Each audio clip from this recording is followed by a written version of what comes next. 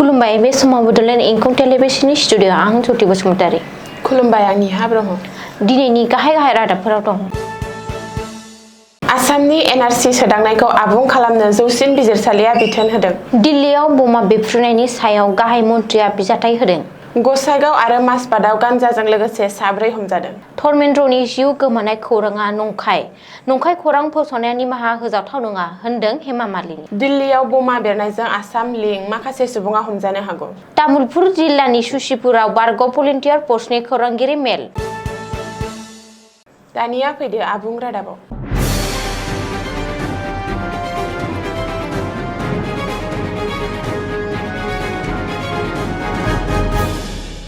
आसामाव एनआरसि सोदांनाय बिखान्थिखौ फोजोबनो बिथोन होदों जौसिन बिजिरसालिया। जमियात उलेम ए हिन्द आरो अल माइनरिटि स्टुडेन्ट इउनियननि रिट पिटिशनखौ लोब्बा लाना नटिस जारि खालामनानै आसामनि एनआरसि बिखान्थिखौ आबुं खालामनो जौसिन बिजिरसालिया बिथोन होदों। बे नटिसनि गेजेरजों जौसिन बिजिरसालिया आसामाव दिन्दां जानानै थानाय एनआरसि सोदांनाय हाबाफारिखौ आबुं खालामनो थाखाय सिटिजेनशिप रेजिस्टारनि रेजिस्ट्रार जेनेरेल आरो भारतारि गौथुमखौ बिथोन होदों। मख'नो गोनांदि आर'जलाइ होगिरिफ्रा रिट पिटिशननि जोहै एनआरसिआव मुं थिसनजानाय साफ्रोमबो सुबुंनो नोगोरारि सिनायथि कार्ड एबा नेशनेल आइडेन्टिटि कार्ड होनांगौ आरो एनआरसिनिफ्राय नागारजानाय सुबुंफोरनो रिजेक्सन स्लिप होनांगौ होननानै दाबि खालामदोंमोन। बेखौबो मख'नो नांगोन दि 6 बोसोर सिगां 2019 मायथाइनि 31 आगस्तखालि जोबथा एनआरसि फारिलाइ फोसावनाय जादोंमोन। आसामनि 3.1 कौटि सुबुंफोरनि मुङा जोबथा एनआरसि फारिलाइयाव सिखांदोंमोन। नाथाय बिबानगिरिफ्रा दासिम एनआरसि सोदांनायनि आयेनारि हाबाफारिखौ मावफुंनो हायाखै। समबारखालि मोनाबिलियाव दिल्लीनि रेड फर्ट मेट्र' स्टेशननि साखाथियाव कार बमा बेफ्रुनाय जाथायाव जिउ गोमानाय सुबुंनि बिबाङा 10 सिम बांबाय आरो 30निबो बांसिन सुबुङा जखम जादों। दिल्लीयाव बेबादि उदखारि गाग्लोबनाय जाथायखौ गाहाय मन्थ्रि नरेन्द्र मदिआ गोथौ दुखु मोननाय फोरमायनानै जखम जानायफोरनि गाहाम देहाखौ हास्थायदों। बबेखानि दिल्लीयाव बमा बेफ्रुनायाव जायफोरा गावनि आंगोफोरखौ खोमाना लाबाय बिसोरनिसिम जों दुखु फोरमायो। जों आसा खालामो जखम जानाय सुबुंफोरा थाबैनो मोजां जागोन। बिबानगिरिफोरा जखम जानाय सुबुंफोरखौ हेफाजाब होगासिनो दं। नखर मन्थ्रि अमित शाह आरो गुबुन बिबानगिरिफोरा थासारिनि सायाव नायबिजिरगासिनो दं होननानै गाहाय मन्थ्रि नरेन्द्र मदिआ एक्सआव लिरदों। रैखाथि मन्थ्रि राजनाथ सिंहआबो बे जाथायनि सायाव बिजाथाइ होदों। मख'नो गोनांदि रेड फर्ट मेट्र' स्टेशननि साखाथियाव लाखिनानै दोननाय गंसे गारियाव बेफ्रुनाय जाथायाव साखाथि फाखाथिनि माखासे गारिफोराबो थेर-बेथेर जादोंमोन। बे गिख्रंथाव बेफ्रुनाय जाथायाव 10 सुबुङा जिउ गोमानायजों लोगोसे 30निबो बांसिन जखम जायो। बे जाथायनि उनाव दिल्ली पुलिसआ हाई एलार्ट जारि खालामदों। रिपर्ट बादिब्ला दिल्लीयाव गिख्रंथाव बमा बेफ्रुनायनि उनाव मुम्बाइ, बेंगालुर, जयपुरजों लोगोसे हादरनि माखासे नोगोरमाफोराव हाई एलार्ट फोसावदों। मख'नो गोनांदि दिल्लीयाव बेफ्रुहोनाय जाथायजों लोब्बा थानाय दायनिगिरिफोरा रावबो बारग'नाय नङा।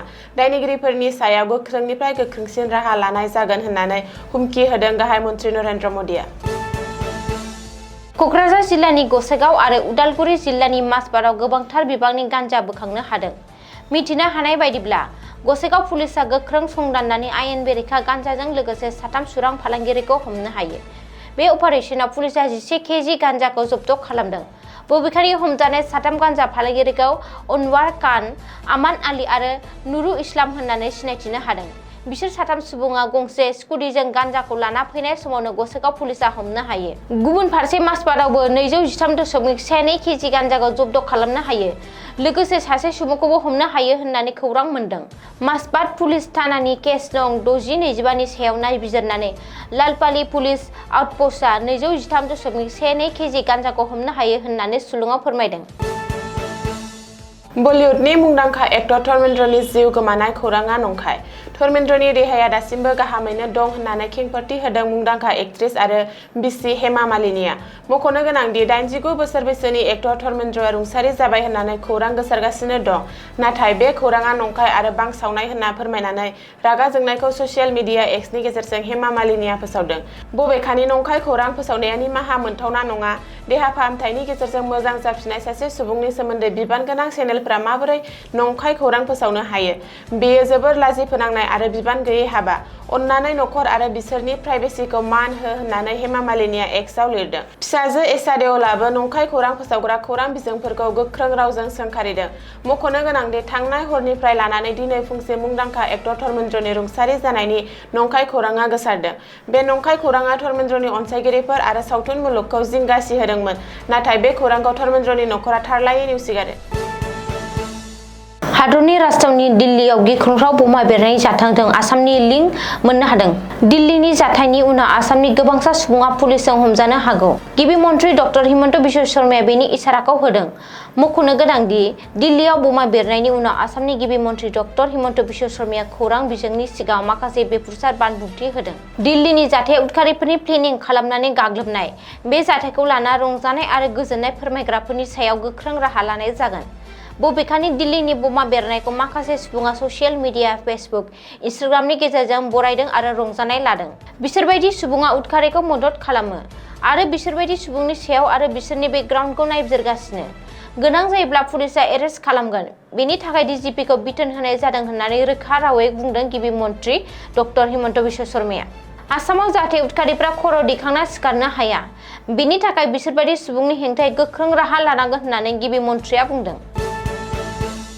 तामुलपुर जिल्लानि भारत-भुटान सिमा साखाथिनि एन.के. दारांगा सुसिपुराव बारग' भलन्टियार फर्स आफादनि मोनसे सावरायमेल जानानै थाङो। बिटिआरआव थानाय क'क्राझार, चिरां, बाक्सा, तामुलपुर आरो उदालगुरि बे मोनबा जिल्लानि बिबानगिरिफोरखौ लानानै मोनसे सावरायमेल जानानै थाङो।